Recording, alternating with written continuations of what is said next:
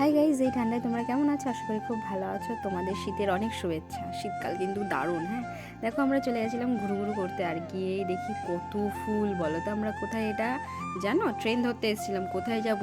রাজুদার pocket পরোটা খেতে। কিন্তু দেখো ওই যে ট্রেন চলে গেল, আর আমাদের ট্রেন ধরা হলো না, তাই জন্য আমাদের আর যাওয়া হলো না।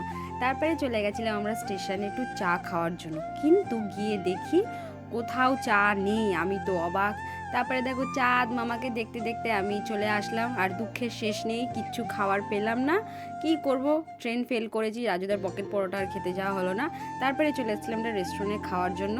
এখানে খাবার দাবার খুব সুন্দর করে, তো চলো এখানেই খাওয়া যাক। আমি খেতে থাকি, দাঁড়াও আমি কী কী খেয়েছিলাম তোমাদের শেয়ার করি। প্রথমে নিয়েছিলাম ভেজ রাইস একটা, আর পনির বাটার মশলা। হ্যাঁ, একটু তারপরে কি অর্ডার করেছি না, তারপরে আমরা নান অর্ডার করেছিলাম। নানটা আমাদের আগে করা উচিত ছিল, একটু ব্যাপারটা খিচুড়ি হয়ে গেছিলো। যাই হোক, পকেট পরোটা খাওয়া হলো না, তো এটাই খাচ্ছি। খেতে সত্যি খুব সুন্দর। আর তোমরাও মজা করো, শীতে এনজয় করো, আমিও করি।